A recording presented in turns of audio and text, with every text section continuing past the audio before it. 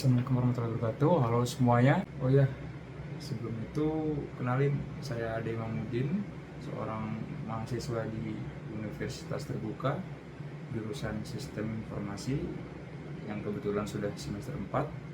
Dan video ini saya buat untuk tugas tutorial 1 di mata pelajaran Pancasila. Semoga juga bermanfaat buat kalian semua. Jadi gini, Pancasila itu bukan cuma lahir terus selesai, ya terus diuji dari zaman ke zaman. Pas awal kemerdekaan, Pancasila langsung jadi fondasi Undang-Undang Dasar tahun 1945. Kebayang nggak? Baru merdeka, negara masih chaos-chaosnya, kacau-kacaunya, tapi para pendiri bangsa udah mikirin nilai-nilai yang bisa dipakai untuk nyatuin ratusan suku, orang, bahasa, dan agama.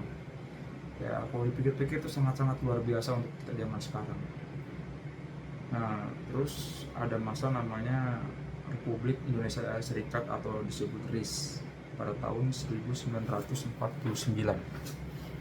Sempat berubah jadi negara federasi Indonesia kita ini karena tekanan Belanda. Tapi apa sih yang menarik dari itu? Pancasila tetap dipertahankan.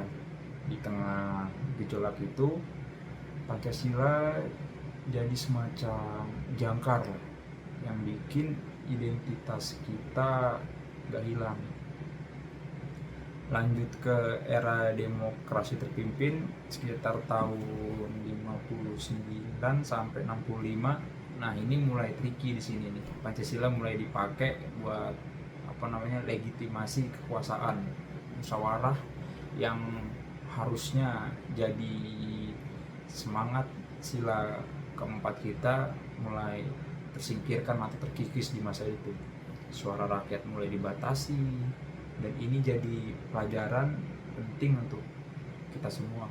Nilai sebaik apapun bisa disalahgunakan kalau nggak dijaga bersama. Masuk ke Orde Baru, pemerintah bikin program P4, pedoman, penghayatan, dan pengamalan Pancasila. Sekilas keren, tapi semua orang diajarkan Pancasila secara formal. Tapi di balik itu, kebebasan berpendapat dibungkam, orang yang kritis semakin sedikit dan dianggap anti Pancasila malah di zaman itu. Jadi yang terjadi adalah Pancasila dipakai sebagai tameng, bukan sebagai nilai yang beneran dijalankan sesuai sila-sila yang ada.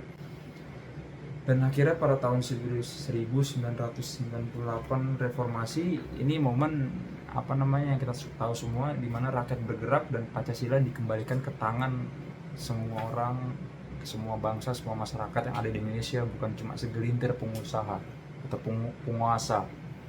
Kebebasan pers, hak asasi manusia, demokrasi yang lebih terbuka, semua itu sebenarnya adalah wujud nyata dari nilai-nilai Pancasila yang selama ini ditahan. Reformasi bukan menolak Pancasila di zaman itu, justru sebaliknya.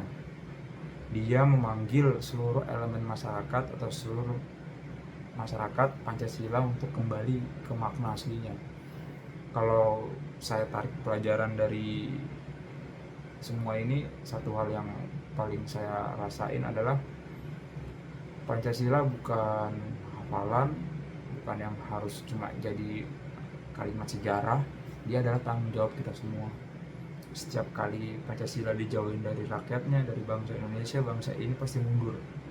Tapi setiap kali nilai-nilai yang beneran dijalankan oleh setiap elemen lapisan masyarakat dari penguasa sampai rakyat, kita akan bangkit. Dan sekarang di era media sosial, tantangannya beda lagi dan sangat jauh.